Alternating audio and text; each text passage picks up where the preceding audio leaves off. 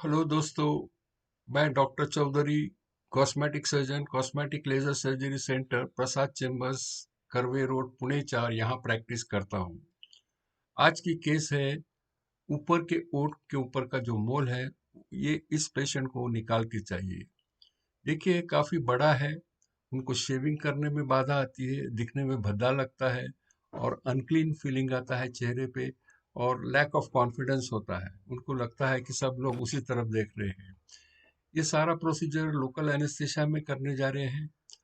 इसके पहले हमने टॉप लैप सरफेस एनेस्थेटिक्स लगा के रखा था 1 घंटा, तो उससे स्किन पूरी नम हो गई है और मैं बाल थोड़े कम कर रहा हूँ क्योंकि लेजर इस्तेमाल करने वाला है तो उसमें सुविधा रहेगी। दूसरी बात, बाल अगर वैसे ही छोड़ दे तो कभी कभी आजू बाजू में इन्फेक्शन हो सकता है, चिपक सकता है, फॉलिकुलाइटिस हो सकता है।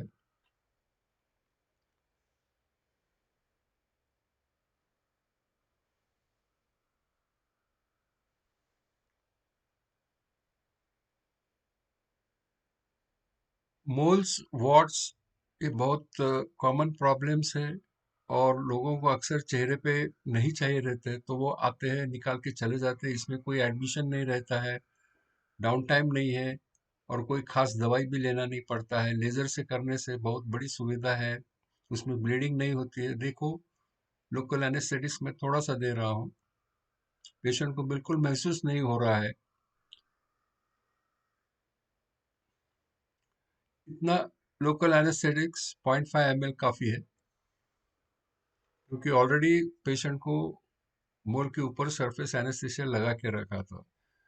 मैं CO2 लेजर को सेट कर रहा हूँ कि कितना वैटेज देना है, कितना पावर देना है, कौन सा मोड करना है। ये सारी बातें बहुत महत्वपूर्ण रहती है, प्रेसिजन जॉब रहता है और करेक्ट सेटिंग इस्तेमाल करने से डेप्थ के भी कंट्रोल रहता है और जितना मोल है डीप उतना ही लेजर जाता है, उसके आजू बाजू में फैलता नहीं है, उससे फल्गरेशन नहीं होता है, स्कारिंग नहीं होता है और वुंड हीलिंग भी बहुत फास्ट होता है। और सबसे महत्वपूर्ण बात तो आप देखोगे कि इसमें बिल्कुल ब्लीडिंग नहीं होता है और सब ब्लड वेसल्स और लिम्फेटिक सील हो जाते हैं, तो उसी जगह पे दोबारा मोल आने की संभावना बहुत कम है। देखिए, मैं टेस्ट कर रहा हूँ। अब तक पहले इंजेक्शन देने के कारण वो नम हो गया है पूरा, पेशेंट को बिल्कुल महसूस नहीं होने वाला है और मैं 7 वॉट एनर्जी कंटिन्यूस मोड में इस्तेमाल कर रहा हूँ। देखिए कि इंस्टेंट वेपोराइजेशन हो जाता है, पेशेंट को बिल्कुल महसूस नहीं हो रहा है और प्रेसिजन जॉब है, जितना निकालना है उतना ही निकाला जाता है। उसके आजू बाजू में स्कारिंग नहीं होता है उसके कारण और डेप्थ कंट्रोल भी रहता है कि वहाँ बहुत बड़ा क्रेटर तैयार नहीं होता है, खड्डा तैयार नहीं होता है। जितना डीप है मोल उतना ही डीप जाते हैं, उसका रूट सारा निकाला जाता है। ये जो ऐश जम गया है, राख जम गई है, वो मैं घिस के निकाल रहा हूँ और फिर दोबारा इस्तेमाल कर रहा हूँ। अगर रैक ऐश नहीं निकाली तो फिर CO2 लेजर बराबर काम नहीं करता है।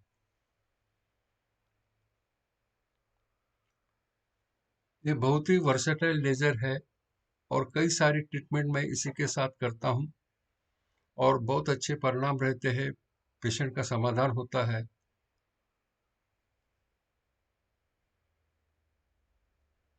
कंसिस्टेंटली पिछले 20 साल से मैं इस्तेमाल कर रहा हूँ CO2 लेजर रिपीटेडली और अच्छे रिजल्ट्स है।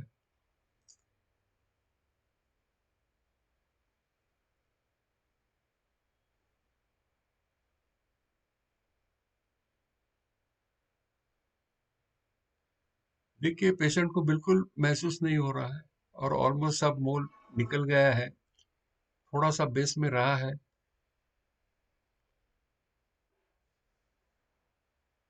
नीचे का स्किन भी दिखने लगा है, नीचे का बेस थोड़ा सा मैं और निकाल रहा हूँ। जो एजेस है उसके ऊपर थोड़ा सा मोल का पार्ट है तो वो भी निकाला जा रहा है।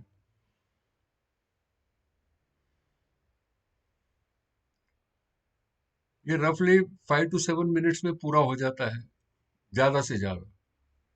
अगर अनेक मोल्स निकालना है तो ज्यादा टाइम लगता है, परंतु एक निकालने में इससे ज्यादा टाइम नहीं लगता है। इसको सिर्फ आयोडीन का ऑइंटमेंट लगाया गया। धन्यवाद दोस्तों। देखिए,